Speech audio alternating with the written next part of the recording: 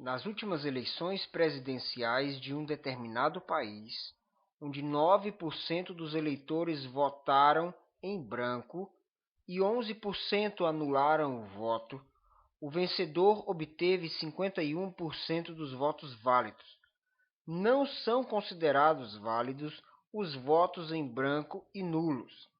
Pode-se afirmar que o vencedor, de fato, obteve de todos os eleitores um percentual de votos da ordem de... Vamos entender a questão.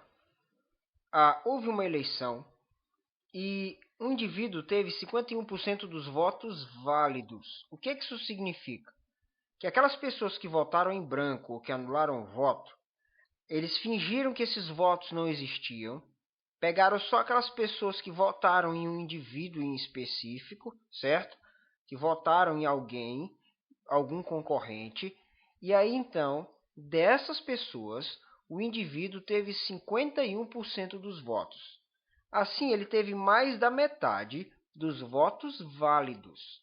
Tá? 50% é a metade, então ele teve 51%, ou seja, mais da metade dos votos válidos, considerando só quem votou em alguém, excluindo, fingindo que não existe aqueles que anularam o voto ou que votaram em branco.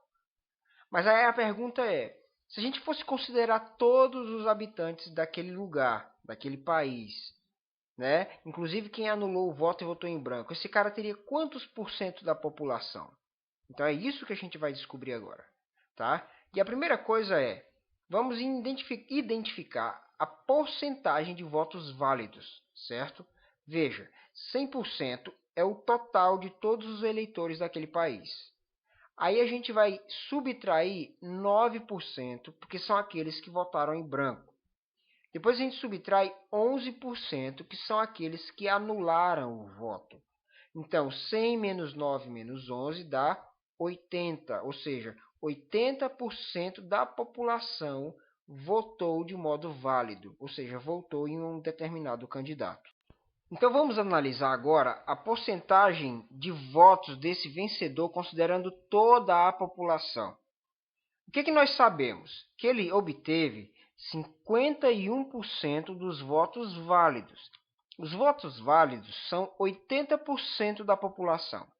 Então aqui a gente vai tirar porcentagem de porcentagem. Ou seja, da porcentagem que votou em alguém, ele obteve 51%. Então nós vamos tirar 51% de 80% para poder analisar quantos por cento na verdade ele teve de toda a população eleitoral do país, certo? 80% é a mesma coisa que 80 sobre 100, 51% é a mesma coisa que 51 sobre 100. 80 vezes 51 vai dar 4.080. 100 vezes 100, tá? Lembra, estou fazendo multiplicação de frações. Multiplico de cima com o de cima e de baixo com o de baixo. 100 vezes 100, 10.000. Corta os zeros aqui, fica 408 dividido por 1.000, tá? Isso vai dar 0,408. Basta andar 3 casas para trás, tá? Porque tem 3 zeros, anda 3 casas para trás. E ficou bem aqui a vírgula. Então, ficou 0,408. Isso aqui é quantos por cento? Bom, em porcentagem a gente tem que entender o seguinte. O primeiro número antes da vírgula é a centena. O primeiro número depois da vírgula é a dezena. 4 dezenas, então quer dizer o quê? 40%. Aqui é a unidade, veja, centena, dezena, unidade, e aqui é o primeiro número depois da vírgula. Então, 40,8%.